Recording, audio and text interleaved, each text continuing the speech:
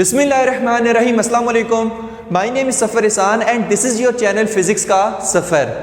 आज के इस लेक्चर में हम करेंगे derivation of Coulomb's law from Gauss's law, कि हम कूलम्स लॉ को कैसे डिराइव कर सकते हैं using Gauss's law.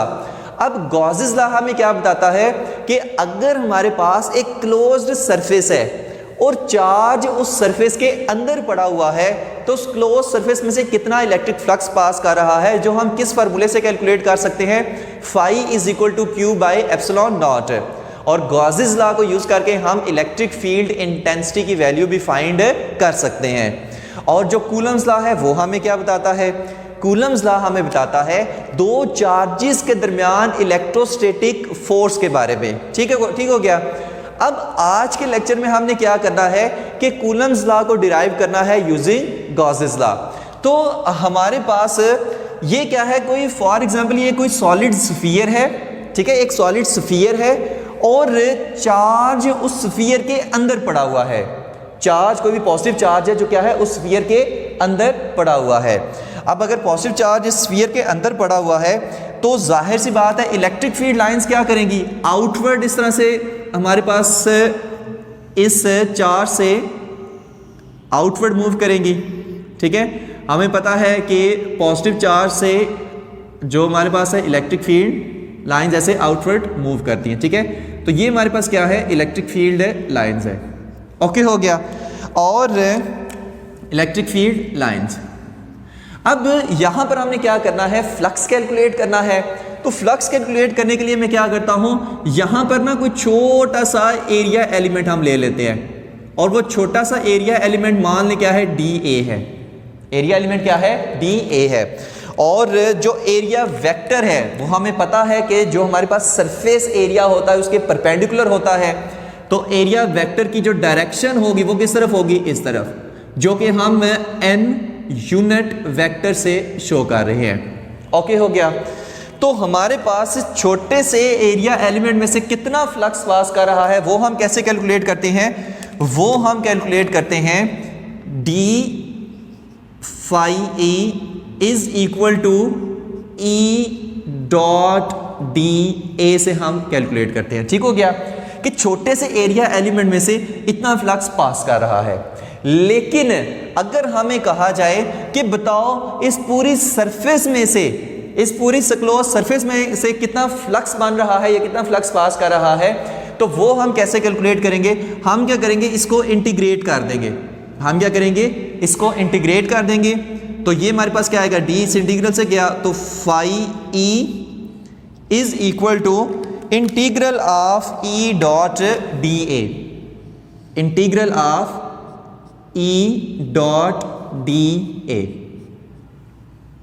Okay, electric field पे भी वेक्टर आएगा। ठीक है, तो हमारे पास क्या है, ये छोटा सा जो हमारे पास एरिया एलिमेंट है इसका ये वेक्टर एरिया की डायरेक्शन किधर है, इस तरफ है। इलेक्ट्रिक फील्ड की डायरेक्शन भी किधर है, इस तरफ है। तो इलेक्ट्रिक फील्ड और एरिया वेक्टर में कितना एंगल बन रहा है, 0 डिग्री बन रहा है। कितना एंगल बन रहा है, 0 डिग्री।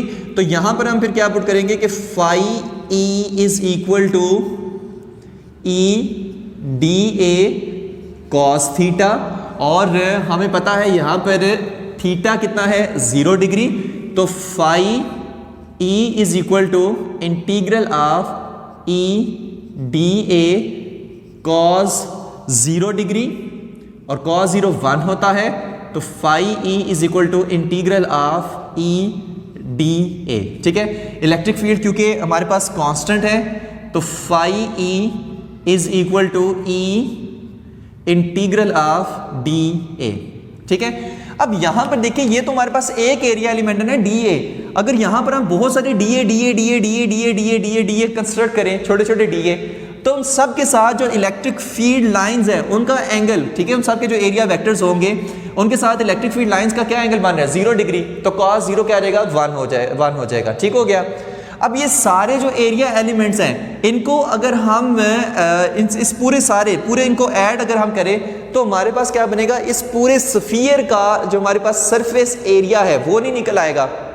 पूरे स्फीयर का जो हमारे पास एरिया है वो हमारे पास निकल आएगा। ठीक है, और पूरे स्फीयर का जो हमारे पास एरिया है वो कितना होता है, phi E is equal to E, और यहाँ पर आ जाएगा 4 पाई, और हाँ यहाँ पर मान लें कि जो हमारे पास रेडियस है वो कितना है, स्मॉल r है।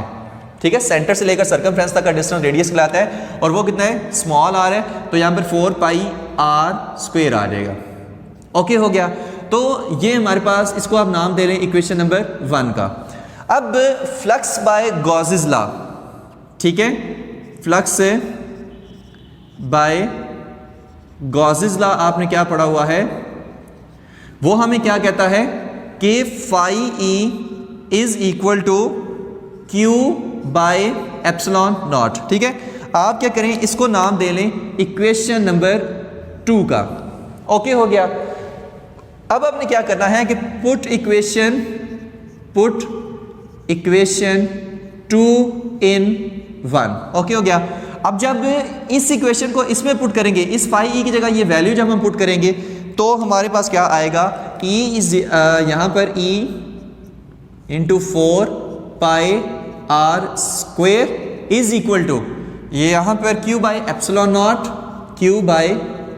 नॉट, और ये हमारे पास आ जाएगा E is equal to Q over 4 pi epsilon not R square आ जाएगा। ठीक हो गया जी।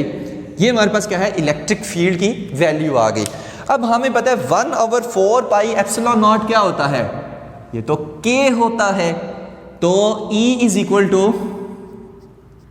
के क्यू बाय आर स्क्वेयर आ जाएगा। ठीक है, ओके हो गया। अब हमारे पास इलेक्ट्रिक फील्ड का एक और भी हमने फार्मूला पढ़ा हुआ है, वो क्या है, E is equal to F electric force divided by Q not.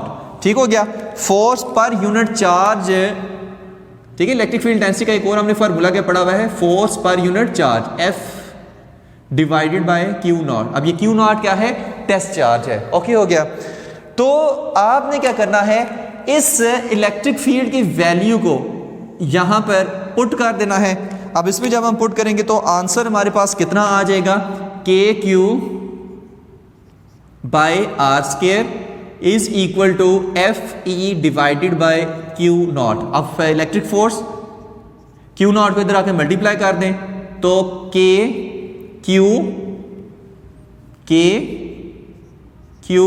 Q naught divided by r का स्क्वायर। अब ये हमारे पास क्या है, दो चार्जेस के दरमियान इलेक्ट्रोस्टैटिक फोर्स है, और यहां पर यही हमारे पास कूलम्स लॉ नहीं, हमें कूलम्स लॉ हमें यही नहीं कहता। ठीक है, F is equal to k q naught divided by r square. तो ये हमने क्या किया है, कूलम्स लॉ डिराइव कर लिया है यूजिंग गॉसेस लॉ। अब यहां पर एक और चीज मिसिंग हो गई थी। यहां पर आपने क्या करना है, इन इंटीग्रल्स के ऊपर यहां पर आपने क्या करना है, ऐसे एक सर्कल सा बना देना है।